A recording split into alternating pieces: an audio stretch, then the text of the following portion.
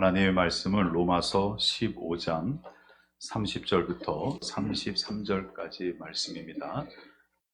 우리나라에 걸출한 스포츠 스타들이 나오고 있죠. 지난주에는 야구에서 이종우라고 하는 선수가 1,000억이 넘는 그런 연봉을 받고 계약을 하는 것을 보면서 대단하다 하는 생각을 했습니다. 야구만 그런 게 아니고 축구에도 이름만 대면 알만한 선수가 있죠. 아마 다 아실 겁니다. 축구 그러면 손흥민 그러죠. 손흥민. 또 요즘에는 이강인 또는 김민재 이런 선수들이 세계적으로 이름을 날리고 있습니다. 아마 모르긴 해도 손흥민 정도의 선수라면 모든 사람이 월드 클래스라고 얘기할 정도로 최정상의 그런 선수라고 알고 있죠. 영국 그 리그에서 뛰면서도 득점왕을 차지할 정도로 그렇게 대단한 선수인데, 참 특이한 것은 그렇게 영국 최고의 리그에서 아주 대단한 활약을 벌이고 있는 선수임에도 불구하고 이 선수가 우리나라에 들어와서 국가대표팀 안에 들어오면 영국에서 뛰던 것 같은 활약이 보이지 않는다는 게 참 아이러니하죠.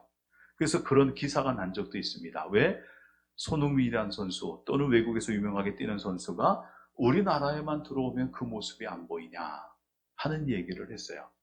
그런 건 이제 쓴 기사가 있었습니다. 자, 왜일까요?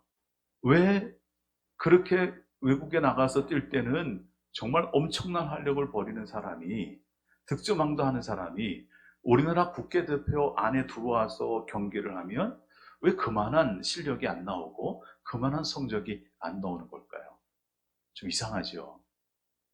그 이유가 있습니다. 왜냐하면 축구는 혼자 하는 경기가 아니라서 그래요. 영국에서 뛰면서 그렇게 위대한 활약을 할 수 있었던 것은 그 뛰는 것을 같이 보조 맞춰줄 수 있는 다른 선수들이 있기 때문에 가능한 거거든요. 그렇기 때문에 손흥민이라는 선수는 자기 포지션에서 열심히 하면 되는 그런 부분이 있는 건데, 우리나라에 딱 들어오면 같이 뛰는 선수가 영국 리그에서 뛰는 선수만큼의 실력이 안 되는 사람들이 있는 거죠. 그러니까 보조를 못 맞춰주는 거예요. 그래서 간혹 그런 얘기를 합니다. 손흥민이 있으니까 우리는 이길 수 있다. 우리는 좋은 성적 거둘 수 있다. 이렇게 얘기를 하지만 결국 경기를 해보다 보면 그렇지 않을 때가 너무 많아요. 왜냐하면 혼자서 이길 수 있는 게 아니거든요. 혼자 갖고는 충분하지가 않아요. 같이 힘을 합해줘야 되고 같이 보조를 맞춰야 되고 같이 연합해야지만, 그래야지만 좋은 결과가 날 수 있는 거죠. 요즘 정치권에서는 선거를 앞두고 어떤 사람을 자기 팀으로 끌어들일까 그런 생각을 갖고 사람을 찾고 있습니다. 그러다가 웃지 못할 일도 하나 생겼죠. 축구 선수였던 박지성을 우리 당으로 끌어오겠다. 그랬더니 박지성이 웃으면서 한국에 살고 있지도 않은데 제발 그런 소리 좀 하지 말라고 이런 얘기를 하기도 했어요.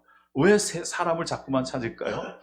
새롭게 개혁한다 하면서 왜 자꾸만 사람을 찾아요? 왜냐하면 사람이, 좋은 사람이 들어오면 좋은 나라가 될 수 있고 좋은 정치를 할 수 있다고 생각하는데, 그런데 착각하지 말아야 될 것은 한 사람만 좋아갖고는 절대 안 된다는 거거든요.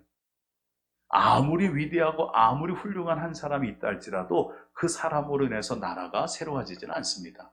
사실은 가치 있는 사람들이 합력해서 좋은 사람들이 돼야, 그래야 좋은 나라가 되는 거 아닐까요? 마찬가지로 믿음도 그래요. 교회도 그렇고 믿음도 그렇습니다. 교회도 어떤 한 사람이 위대하고 한 사람이 훌륭하다고 해서 교회가 세워지는 것도 아니고, 믿음이라는 것도 나 혼자로서 믿음이 충분하게 세워지는 것도 아니다라는 거죠. 사도 바울은 오늘 말씀에서 바로 이런 부분을 우리에게 얘기해 주고 있습니다. 사도 바울이 로마서 15장에 오면서 이제까지 해왔던 로마인들에게 주는 말씀을, 교훈을 다 끝내고 이제 자기 개인적인 얘기들을 하기 시작을 했어요. 그러면서 22절부터 바울이 로마 성도들을 만나러 가지 못하는 것에 대한 얘기를 합니다. 그래서 얘기하기를, 내가 당신들을 만나기 위해서 로마로 가려고 여러 번 시도했는데 그때마다 길이 막혔다, 이런 얘기를 합니다. 안타까운 거죠. 그런데 왜 막혔느냐? 사실은 길이 막힌 이유가 있어요. 바울이 일단은 너무 바빴어요. 그래서 아시아 지역에 복음을 전하러 다니고 그 다음에 유럽 지역에 복음을 전하러 다니면서 너무나 바빴죠. 교회도 많이 세웠고 너무 많은 여행을 했어요. 그래서 23절에 보면 이제는 이 지방에 일할 곳이 없고 그랬어요. 예루살렘부터 일루리곤까지라고 하는 곳까지 다니면서 복음을 전하면서 이제는 어디든지 가서 다 복음을 전했기 때문에 이제는 이 지방들에는 일할 곳이 없고 해서 내가 로마로 가려고 했는데 로마를 그냥 가는 것이 아니라 서바나로 가는 길에 로마를 들으려고 했다. 이렇게 얘기합니다. 여러분 서바나라고 하는 것은 어디냐면요. 지금의 스페인을 얘기합니다.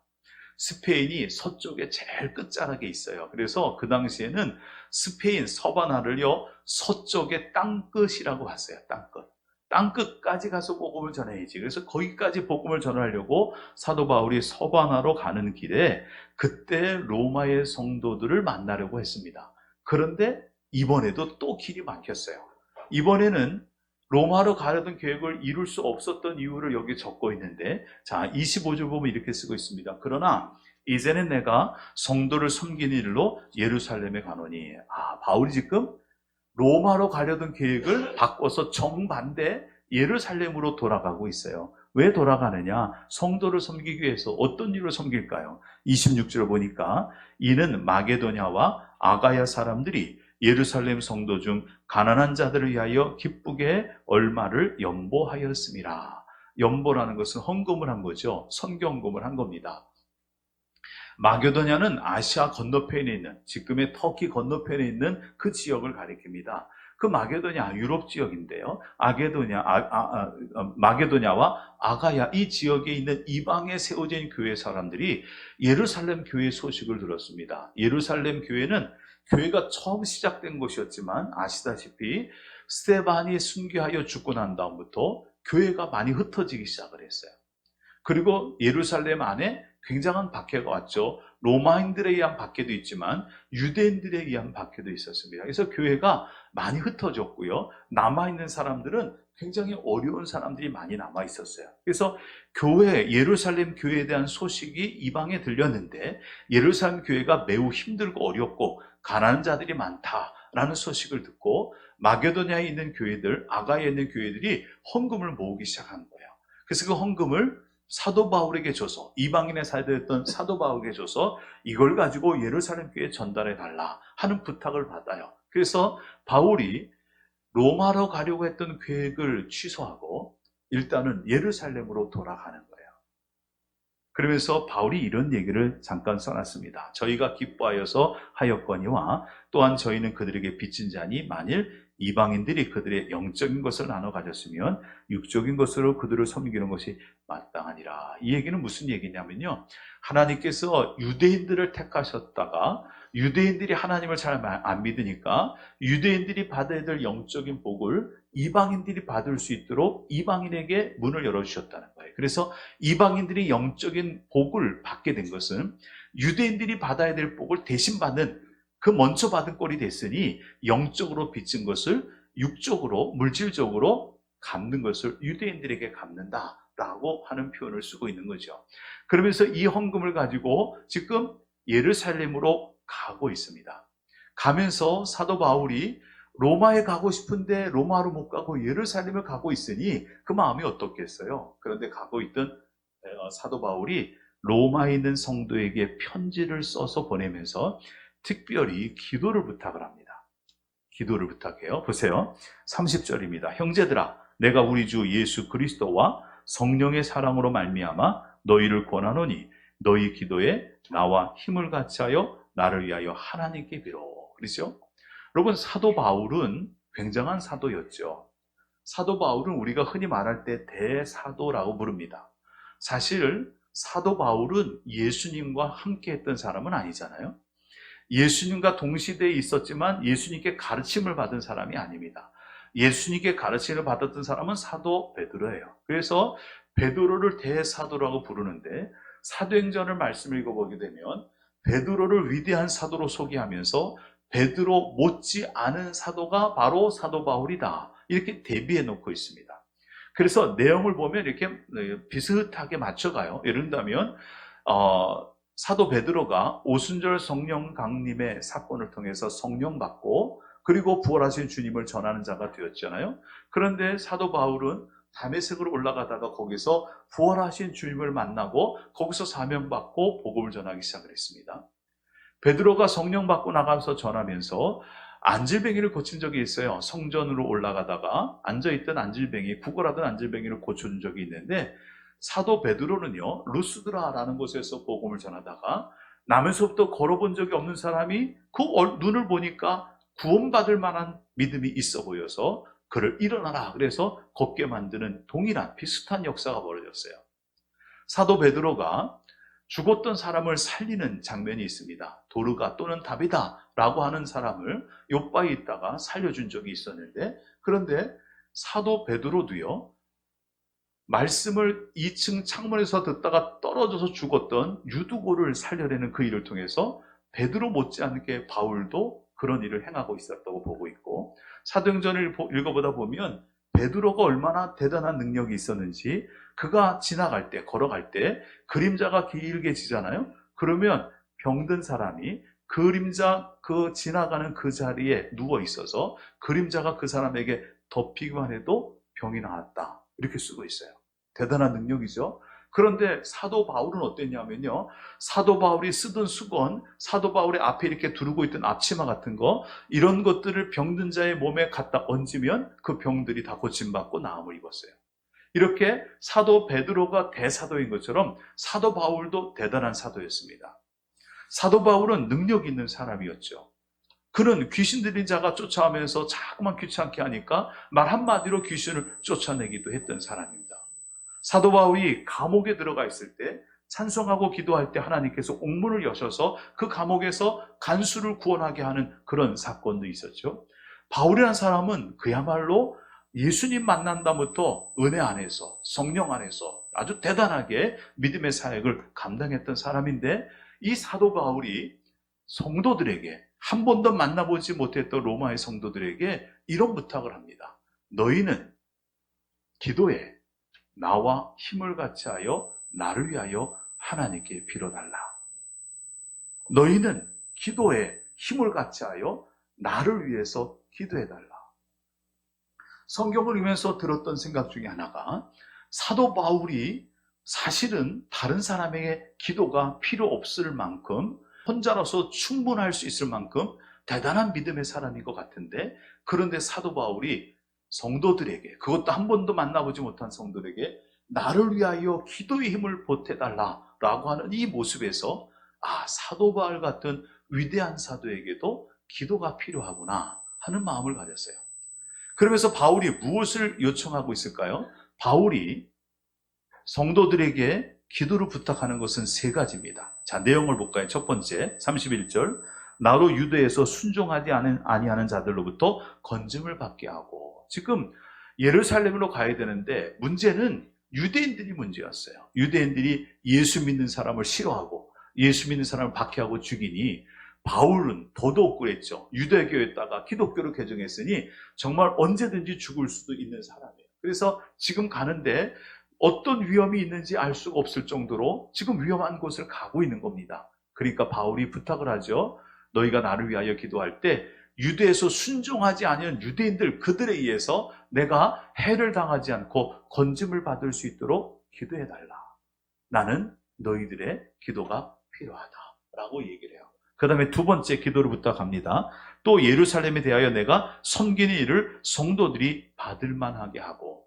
지금 마게도냐에 있는 성도들의 그 헌금을 모아서 예루살렘으로 가지고 가는데, 이게 헌금을 가지고 간다고 해서 다 좋게 받아들이지 않을 수도 있거든요. 예루살렘에 있는 교회가 모교회예요. 그리고 마게도냐에 있는 교회는 그 다음에 생긴 교회죠. 이 마게도냐에 있는 교회가 헌금을 보내줬을 때 유대인들이 모여있는 예루살렘에 있는 교회 성도들이 우리가 모교회인데 하고 그럼 좀 교만한 듯 생각할 수도 있고요. 또 한편으로는 이방인들이 보낸 헌금에 대해서 별로 이렇게 기쁘게 받지 않을 수도 있고요. 또 한 가지는 헌금을 주는 것을 너무나 당연하게 아무 느낌도 없이 받을 수도 있거든요. 이게 의미 있게 전달돼야 되는데 그것도 당신들이 나를 위해서 기도해줘서 받는 사람들이 이것을 은혜롭게 받을 수 있게 해달라고 기도해달라. 이렇게 부탁을 해요. 그 다음에 세 번째 기도 부탁을 합니다. 세 번째, 나로 하나님의 뜻을 따라 기쁨으로 너희에게 나아가 너희와 함께 편히 쉬게 하라. 내가 이 모든 일을 다 마치고 이제는 너희들에게 가서 너희들을 만나고 너희들과 함께 편히 쉴 수 있게 그렇게 길이 열려지도록 기도해달라라고 부탁을 해요. 세 가지 부탁을 합니다. 유대인들에게 내가 건짐을 받게 해달라. 그리고 이 성도를 섬기는 일을 잘 의미 있게 전달할 수 있게 해달라. 그리고 내가 모든 일을 다 마치고 너희에게 편히 가서 만날 수 있고 쉴 수 있게 해달라라고 기도 부탁을 합니다.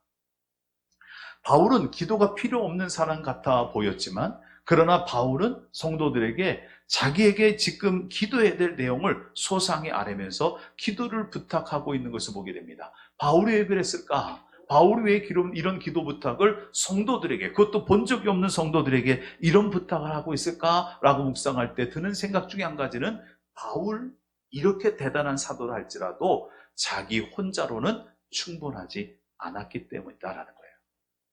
믿음은요, 아무리 좋은 사람이라도 혼자로는 충분하지 않습니다.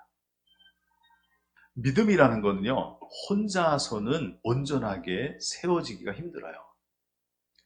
그것을 우리가 알아볼 수 있는 데가 구약으로 얘기하자면 성막 갖고 얘기할 수 있어요. 성막이라는 것을 좀 보여드릴게요. 성막은 이렇게 생겼습니다. 성막은요, 겉에 흰색 테두리가 이제 바깥 울타리예요. 그리고 안에 이런 집 같은 게 하나가 있습니다. 이런 집은요, 덮개가 4개로 덮여 있습니다. 알록달록한 무늬로 되어 있는 거, 흰색 이제 가죽으로 덮인 거, 붉은색 물들인 양의 가죽으로, 맨 위에는요, 거기에는 해달의 가죽으로 덮어갖고 비가 오거나 그래도 안전할 수 있도록 이렇게 4가지 가죽이 덮여 있어요. 이 4가지 가죽이 덮여 있는, 덮개가 덮여 있는 이 덮개 밑에가 성소와 지성소라고 불리는 곳이거든요. 이걸 덮개를 걷어보면 이렇게 생겨 있습니다. 속 안에 방의 가운데가 막혀져 있는데 비율로 보면 1:2 비율입니다. 그리고 양옆에 널판지가 세워져 있어요. 널판지가 세웠는데 규격이 써 있습니다. 성소는 10규빗, 지성소는 20규빗. 그래서 총 30규빗. 규빗을 여러분 여기는 46.5cm라 적혀 있는데 그냥 우리가 기억하기 쉽게 간단하게 계산하기 편하게 50cm 이렇게 놓고 보면 여러분 30규빗이면요 15m입니다. 길이가 쭉 15m. 그 다음에 이쪽으로 폭은 10규빗이에요. 그래서 5m. 그리고 그 안에 널판들이 세워지는데 널판이 몇 개씩 세워지냐면 긴 쪽으로는 20개의 널판이 세워져요. 짧은 쪽은 8개의 널판이 세워져요. 널판 하나의 너비는 높이는 약 5m 정도 되고요. 넓이는요 한 70cm 정도 되는 그런 널판이에요. 그러니까 꽤 넓죠. 넓고 큽니다. 이 널판을 갖다가 세워요.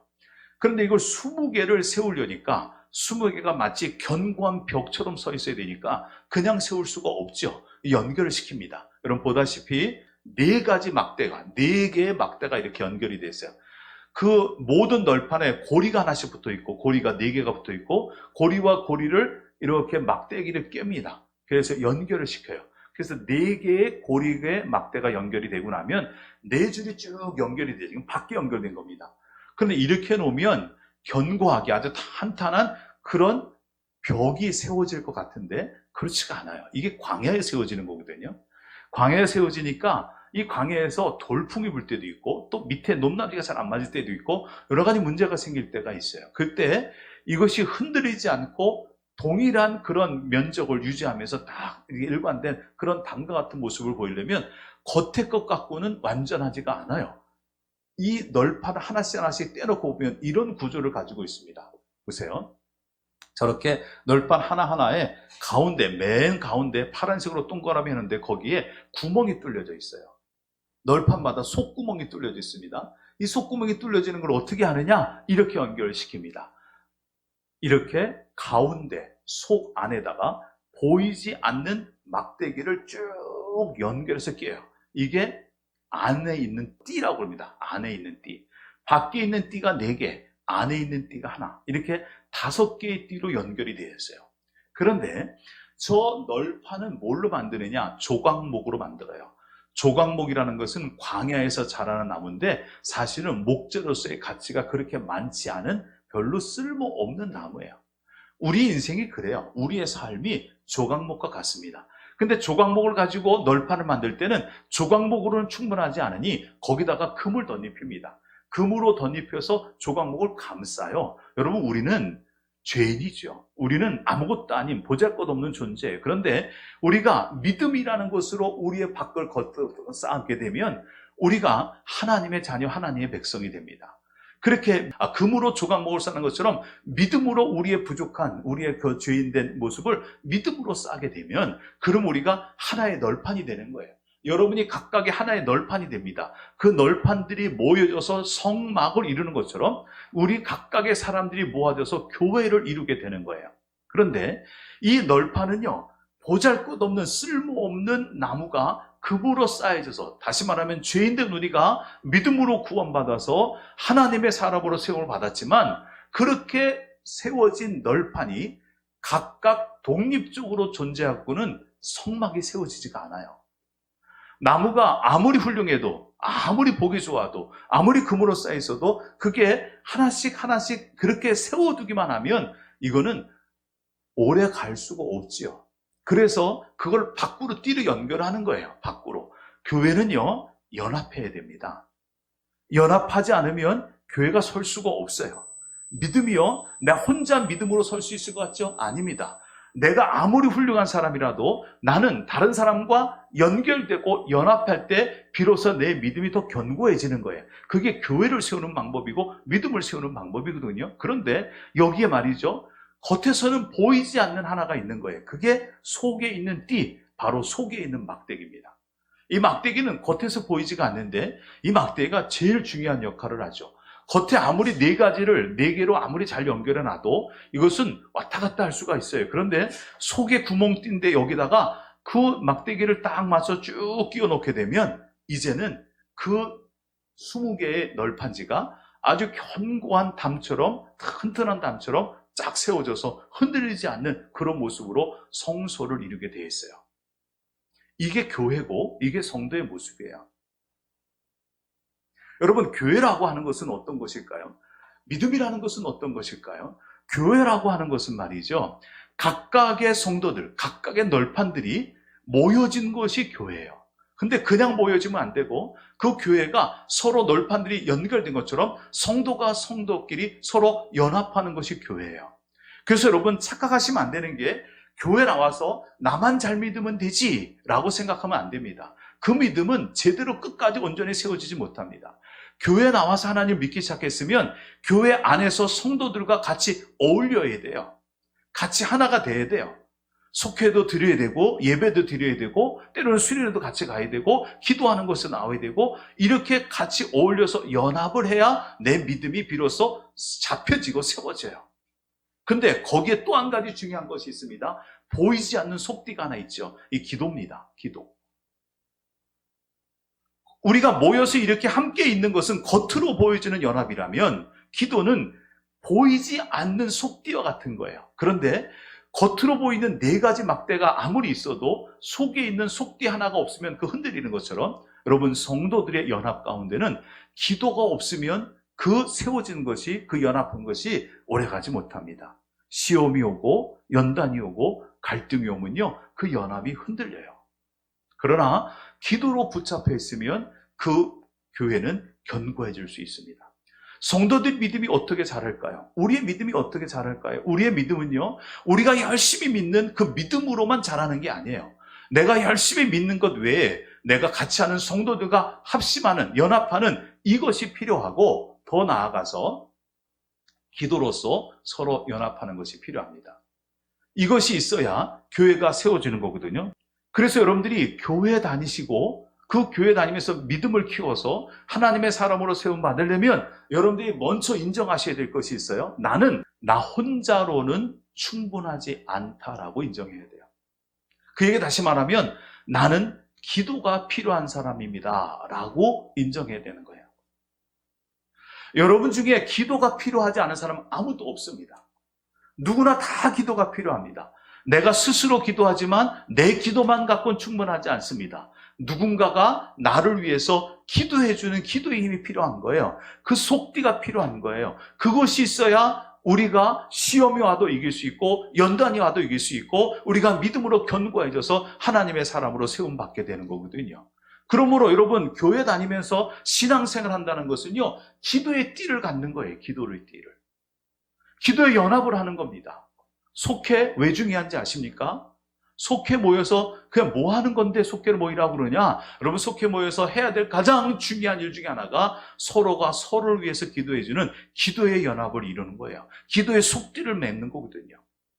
이것이 돼야 교회 믿음이 자라는 거예요. 어떤 분은 이런 얘기합니다. 나는 교회를요 10년을 자라는데 믿음이 안 자라요. 이런 얘기를 하는 사람이 있어요. 여러분, 그런 사람들은 100이면 100 다 그렇습니다. 연합이 없습니다. 나는 혼자 교회 다니지만 교회에서 성도들과 연합하지 않고요. 더더욱이 교회를 다니긴 했지만 기도에 연합하는 사람이 없는 거죠. 그러니 믿음이 안 자라요. 그렇게 해서는 교회가 세워지지가 않아요. 사도 바울 같은 위대한 사람도, 이런 위대한 믿음의 사도도 기도가 필요하다고 본 거예요. 그래서 나를 위하여 기도해달라라고 기도를 부탁하고 있죠. 그래야 사도 바울이 자기가 감당해야 될 사역을 제대로 감당할 수 있기 때문이죠. 바울만 기도 부탁했을까요? 아니죠. 로마에 있는 성도들 위하여 그들을 만나러 가기 위해서 바울은 또 얼마나 오랫동안 로마의 성도들 위해서 기도했을까요? 그 주고받는 기도가 교회를 세우고 믿음을 세워가는 거예요. 여러분, 우리의 믿음이 세워지려면 나는 혼자로는 충분하지 않다라는 것을 인정해야 되고, 나는 기도가 필요한 사람이라는 것을 인정해야 되고, 내가 기도로 연합할 수 있는 사람을 만들어야 되고, 그런 기도로 연합할 수 있는 곳에 내가 속해 있어야 돼요. 그래야 우리의 믿음이 자라게 되고 하나님의 역사를 보게 될 줄로 믿습니다. 예수님께서 이 땅에 오시는 성탄절을 기다리고 있습니다. 예수님께서 이 땅에 오셔서 십자가에 못 박혀 죽으심으로 세운 것이, 핏값으로 세운 것이 교회라고 그랬어요. 그러면 예수님께서 피 흘려 세우신 교회가 어떤 교회가 되어야 될까요? 뭐 두말할 것도 없이 견고한 교회가 되어야 되겠죠. 흔들림이 없는 교회 되겠죠. 음부의 권세가 이길 수 없는 교회가 되어야 되고, 그런 성도가 되어야 되겠는데, 그러면 우리가 어떻게 해야 그런 교회를 만들 수 있을까요? 서로 기도로 연합하는 자가 되면 그 일이 가능합니다.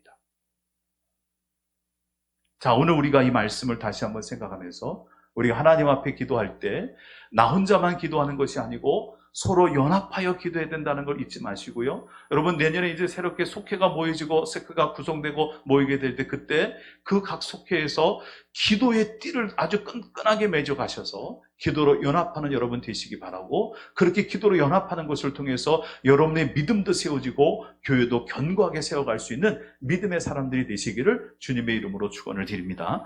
기도하겠습니다. 하나님, 서로 연합하는 기도의 힘이 필요함을 오늘 깨닫습니다. 나 혼자 기도하는 것이 아니고 서로가 서로를 위하여 연합하는 기도가 필요한 줄로 믿사오니, 우리에게도 그런 기도의 띠가 연결되게 하시고, 나도 그들을 위하여 그들도 나를 위하여 기도하는 그 기도회로 뭉쳐질 수 있도록 인도하여 주셔서 우리의 믿음도 견고히 자라게 하시고 교회도 든든하게 세워질 수 있도록 하나님 인도하여 주시옵소서. 예수님의 이름으로 기도드립니다. 아멘.